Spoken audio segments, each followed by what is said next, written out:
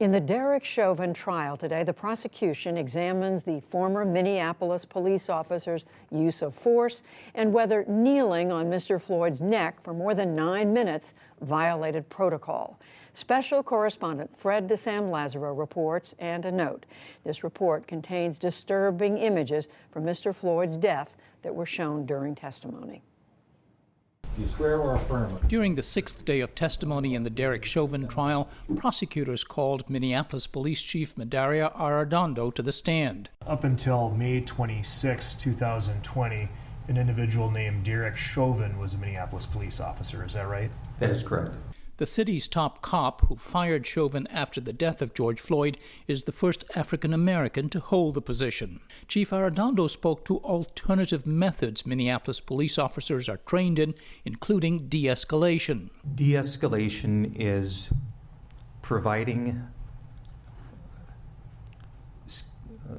a knowledge base or skills, in this case for officers, to really focus on time, options, and resources. It's really primarily trying to provide an opportunity to stabilize a situation, to de-escalate it, and with the goal is having a safe and peaceful outcome. Minneapolis Police Department also has a professional policing policy, is that right? Yes, it's really about treating people with dignity and respect, above all else, at the highest level. Arradondo recalled reviewing footage of the incident soon after learning that Mr. Floyd had been transported via ambulance. Do you believe that the defendant followed departmental policy? I absolutely do not agree with that. Do you have a belief as to when this restraint, the restraint on the ground that you viewed, should have stopped? Once Mr. Floyd had stopped resisting, and certainly once he was in distress and trying to verbalize that, that should have stopped. There's an initial reasonableness in trying to just get him under control in the first few seconds, but once there was no longer any resistance, and clearly when Mr. Floyd was no longer responsive and even motionless, to continue to apply that level of force to a person proned out, handcuffed behind their back, that in no way, shape, or form is anything that is by policy, is not part of our training, and it is certainly not part of our ethics or our values. Also on the stand today, Dr. Bradford Wankady Langenfeld, the emergency room physician who pronounced George Floyd dead. Dr. Wankady Langenfeld said Mr. Floyd had been in cardiac arrest for 60 minutes before he called his time of death. Was your leading theory then for the cause of Mr. Floyd's cardiac arrest oxygen deficiency?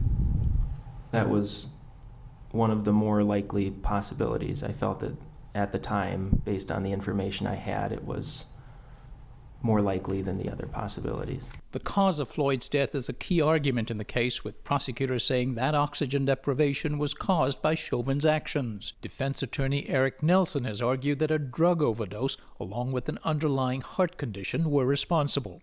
For the PBS NewsHour, this is Fred DeSam Lazaro. Let's talk more now about what we heard from Police Chief Arradondo today and the wider reaction to the testimony so far. Uzodimma Frank Abaonu is a civil attorney and president of the Minnesota Association of Black Lawyers, and he has been following the trial closely. Mr. Abaonu, thank you very much for joining us. First of all, tell us what your reaction has been today to hearing from the police chief, Mr. Arradondo.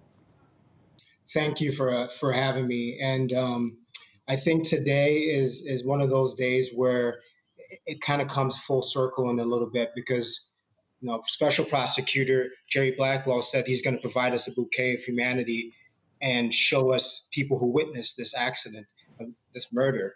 And you have the chief, who is, like the defense attorney said, the general of the Minneapolis Police Department, the top and the head, who's speaking out about what he saw and said that there's no way that what happened was by policy, design, good policing, any of that. And I think for BIPOC community, for people here in Minneapolis to see the chief of police say that, it's just something that really expresses how wrong what happened in May of 2020.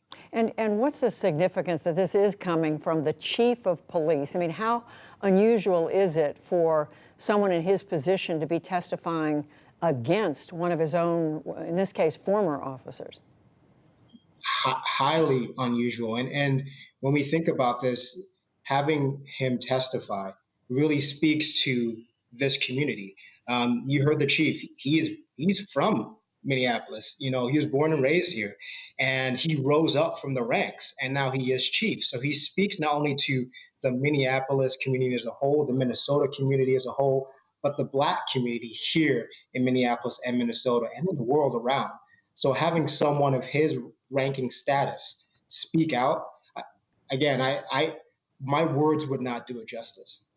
What you mentioned the Black community, the community of people of color there. What are you hearing? What are the kinds of reactions are you hearing from the community to the trial so far, including some of the very emotional testimony we heard last week? You know, I think it's twofold, right? You have people expressing thanks for that the trial is open, right? It's televised, but not many people understood what a criminal trial would look like. And so this is eye-opening to see the process, to see the detail, the care, and the advocacy that the prosecution is showing. But also, especially with the testimony last week, you know, we had children, you know, we had older individuals, we had white people, Black people, everyone speaking up from their hearts, and the courage that it took for them to stand up and to say it to the officers at the time, but also come to the trial. And for us to listen to that and to revisit that trauma, you know, it's powerful in so many respects. And I think it just speaks volumes to the people we have in the city. And you mentioned trauma. I mean, talk about what that means, Mr. Abaonu, to hear this. Essentially, we've heard a death described over and over again from multiple people who were there when it took place. You know, when seeing this in May 2020, and you know, me and my wife, we live in South Minneapolis, 20 or so blocks away from this. So this is our home. And seeing that video and just seeing the reaction you had of the world, not just Black and brown people, but the world. And now we're revisiting that. And so for Black and brown people, seeing that, I would call it torture of an individual for 9 minutes and 29 seconds, I can't imagine what Mr. Floyd's family is feeling, let alone the witnesses who testified and relived that trauma. Because for me, watching that, it was painful because I had revisited over and over again. But it's necessary. It's necessary for us to get justice, but it doesn't stop it from being any less painful. And is it fair to say the community is coming together in a way over this, or essentially holding their breath to see what the outcome of this trial is? I think a bit of both.